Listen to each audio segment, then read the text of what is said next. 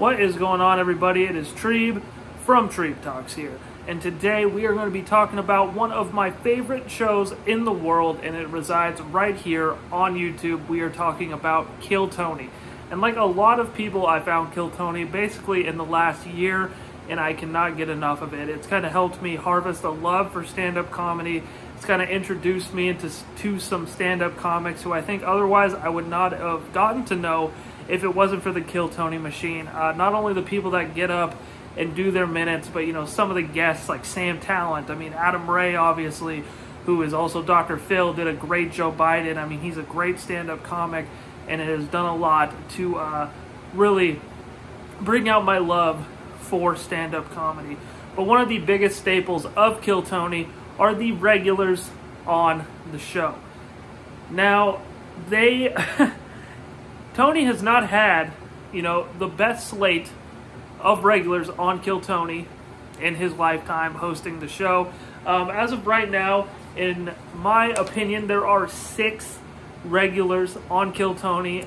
Casey Rocket is a guy who right now isn't as regular as he used to be. He's out touring, so I guess he's not technically a regular as of right now.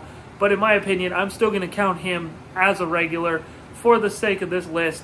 And as somebody who has been watching Kill Tony for the last year, I wanted to sit down, talk to you guys about the regulars of Kill Tony, and rank them from worst to best. And we're talking about the current guys that are on the show. We're not going to go, way back in the day when he only had women on as the regulars.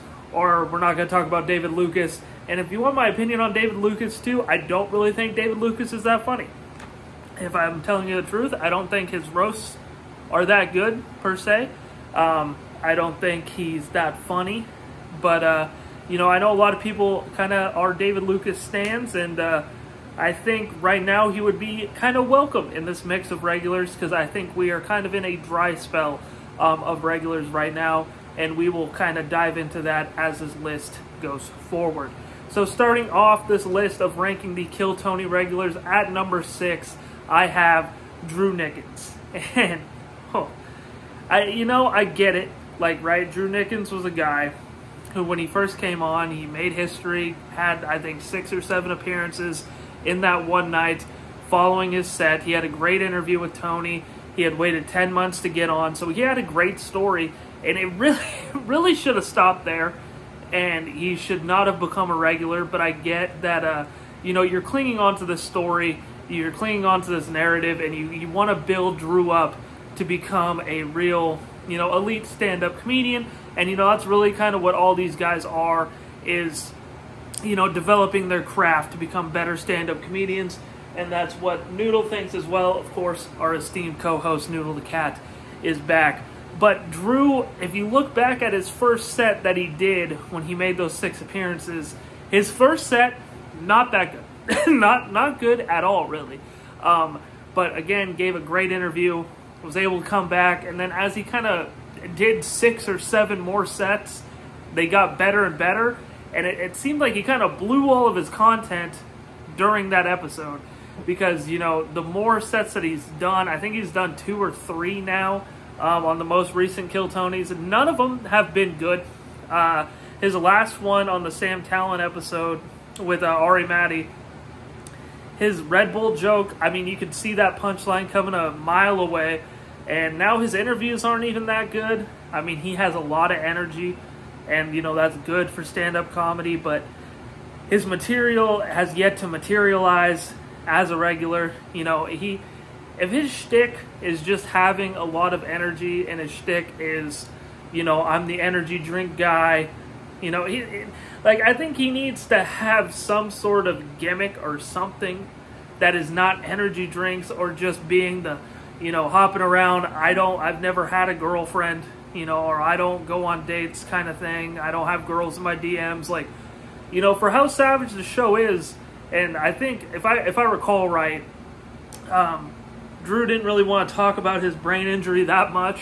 But, if I was Drew, I'd be bringing it up a little bit more, because I think those are the kind of stories, at least in the Kill Tony universe, that kind of, brings out good interviews, brings out good jokes.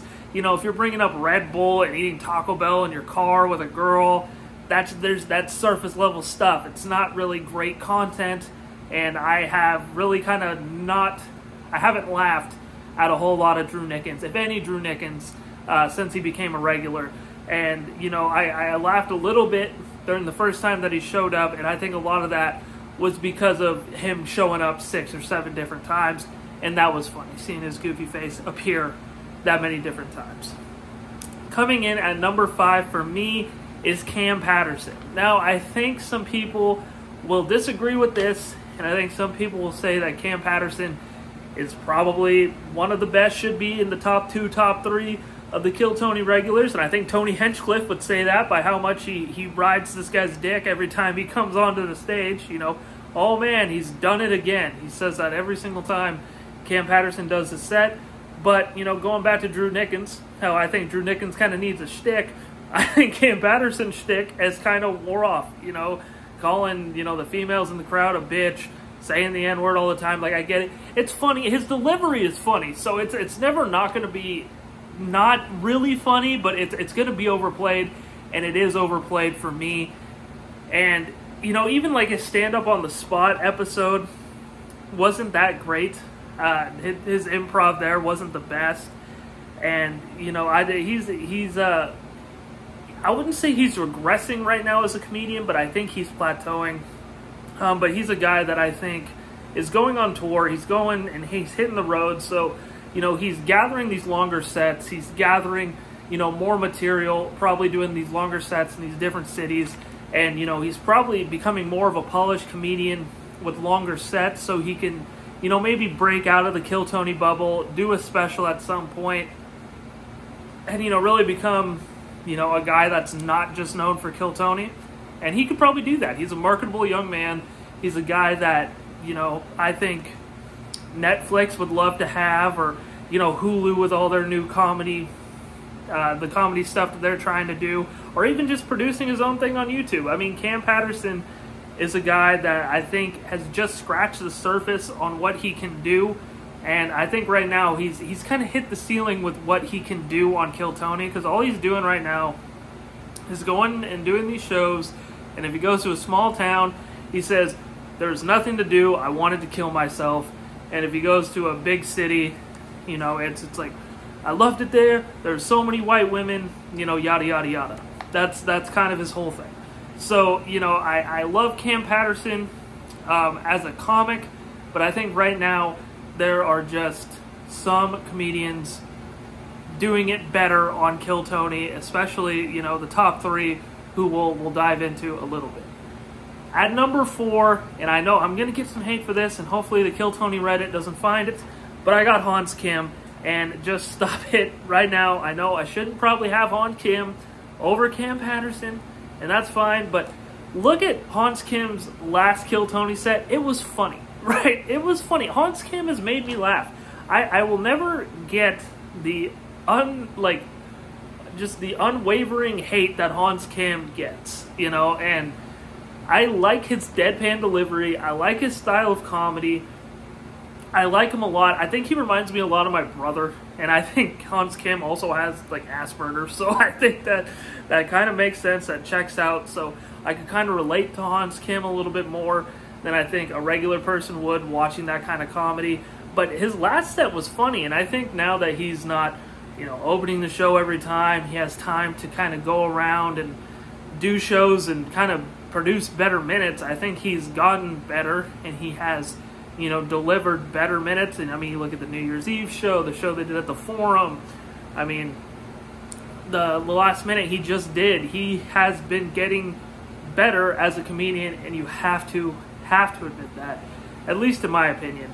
I think Hans Kim is the 4th best regular out of 6 that is currently doing Kill Tony. Coming in at number 3 for me is Ari Matty, dude. And Ari Matty has the potential to be a superstar in stand-up comedy. The Estonian machine, dude. I think, whether Tony was having him on as a guest to kind of help him boost that star status to, get him his citizenship to become a U.S. citizen, or, he just did it because he really sees something in Ari Matty. I mean, it could be one or the other, and he is doing a great job with the platform that he is given. I mean, he was a great guest with Sam Talent. Every time he does a set, it is great. He knocks it out of the park. From the small clips that I've seen on YouTube, Instagram, things like that, that aren't on Kill Tony, he just delivers. He delivers on all facets. He's a great stand-up comedian.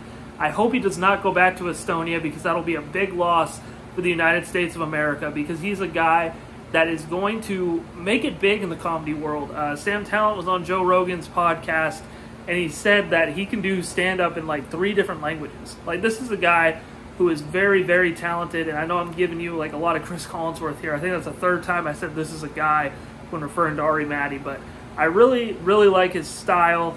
I like his humor. I like his delivery. I like his punchlines.